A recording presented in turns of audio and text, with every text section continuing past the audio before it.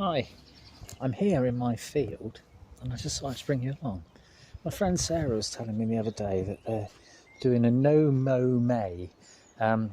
So you don't mow your lawn or your field of weeds, as I've got, to encourage the flowers and all that sort of thing, to encourage the bees and the birds and all the different things. And I've done that, but I'm probably going to mow it because I'm having a barbecue over the weekend and I want it to be kind of nice. So I'm going to mow some of it. I'll go round. This here is actually, it's like an aniseedy smelling one. I don't know, I grew it last year or the year before. My sorrel and whatever this is, what is it? Borage and type things. They're all growing really well. I've got a good crop of poppies growing. My peas that I put in are growing in leaps and bounds. And there's lots of kohlrabi in here. I've got to keep on thinning out the poppies so that my kohlrabi grows and has room to grow. My field of weeds is just beautiful. This is that foxgloves. There's beetroot or something gone to seed there. They're Swiss chard, they've gone to seed. All the radishes, they've all gone to seed. I know it's just daft really, but the radish seeds are absolutely delicious. There's some of them that are getting a bit big, there's some fennel in there, and there's a load of weeds and all different things as well. Like I say, loads of foxgloves, and there's buttercups and things coming up. This is all chickweed, but I know it's just, it is what it is. I really enjoy the goldfinches, and there's loads of them. I keep seeing different flocks of them in my field, and they all come down and they're feeding on different things now. Whether they're eating the chickweed seeds, I don't know, but they're certainly eating something. I'm so excited about the foxgloves. Look at that, it's just about to flower. There's lots of dandelions, lots of buttercups. These are all buttercups. I'm not a massive fan, more because I think they're absolutely beautiful, I really do. But as a gardener, I'm not a massive fan because they have a really strong root that trails along the ground and they just go, and it's like they jump across and they stick to the ground very well. And as a gardener, it's just annoying to dig out.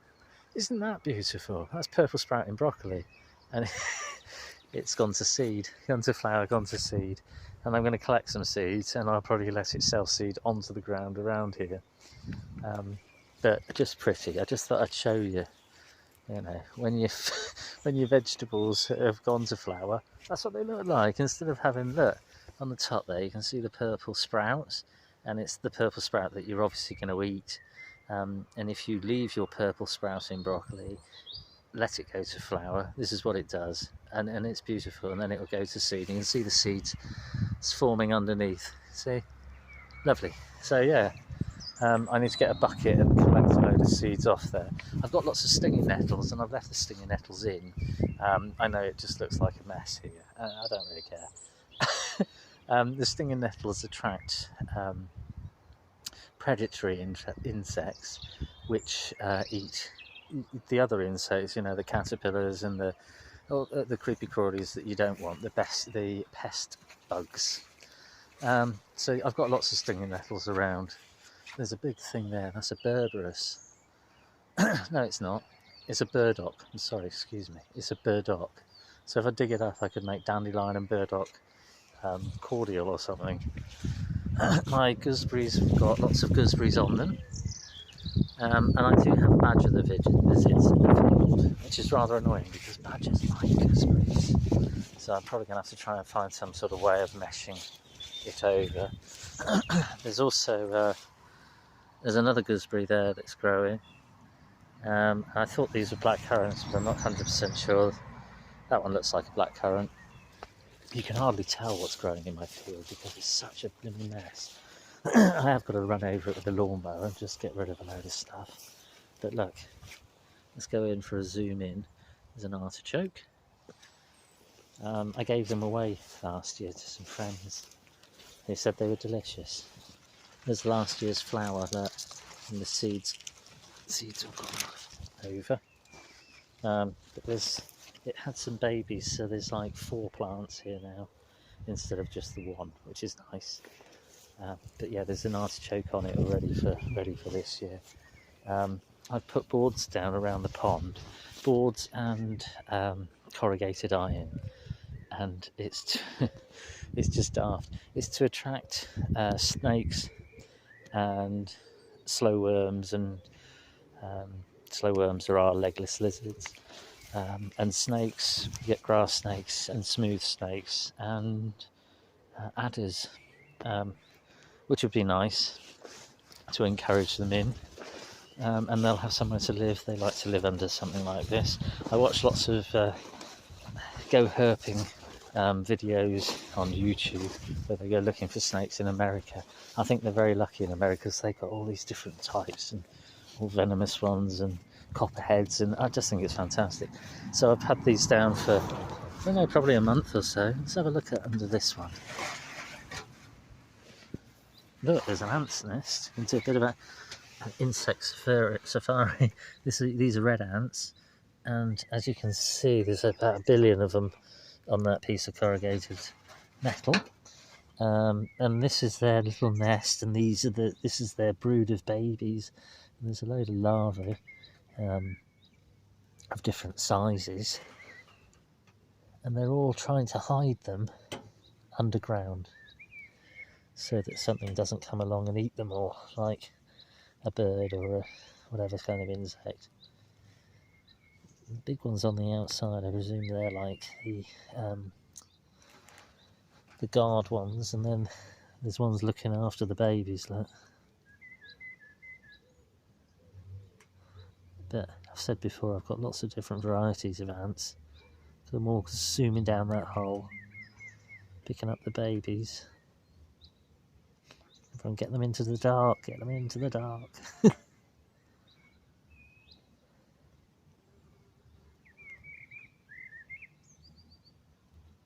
They're very interesting anyway. I do like all these sort of creepy crawlies. But look at that. I'd only just done that, lifted that off, and you could see when I first opened it up, there was loads of babies on the surface. And now, look, they're just taking the last of them off, getting them away into the dark. One there, one there. There's a few little tiny ones in there that are going as well. But that's cool, isn't it? So let's shut that down. Now I've disturbed them, I'll put the piece of metal back. And they can muck about under there again. Around the pond, the plants are growing really well. This, I've got a tree peony there, look, you see it? And they seed in one of my other customers' gardens. And I've put one in there, a little tiny one, because when you put them in as smaller plants, they tend to grow quite well. So there's one there, and this is a hebe. There's an echium there, and it got frosted, and that's what's left of it. There's my white tower echium there that's falling into the pond. I've put a fork through the root to try and hold it in place, but the wind keeps picking it up and pulling it out. There's loads of cuttings in here. This stuff here is purple loosestrife. I didn't plant it, it just grew. And then the other one's marguerites. And then we've got osteosperonum. There's a type of salvia down there, hot lips one. Don't know what that is. It could be a bit of something out the hedge, like sloe.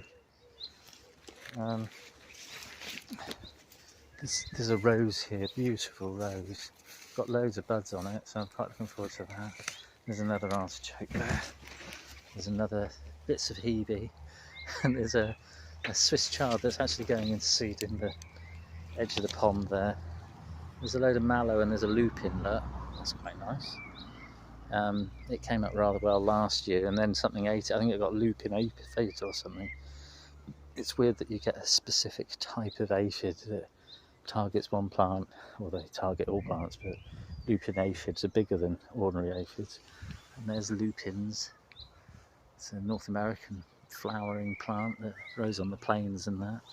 And it grows by my pond because I grew it from seed. Did I grow it from seed? Yeah, I think so. Anyway, I grew it from last year. It's just weeds and an artichoke and an apple, some echiums over there. The rest of it's weeds. There is a, there's 2 hydrangeas over there. I do need to weed in between here and have a look at, see if I've got other things in.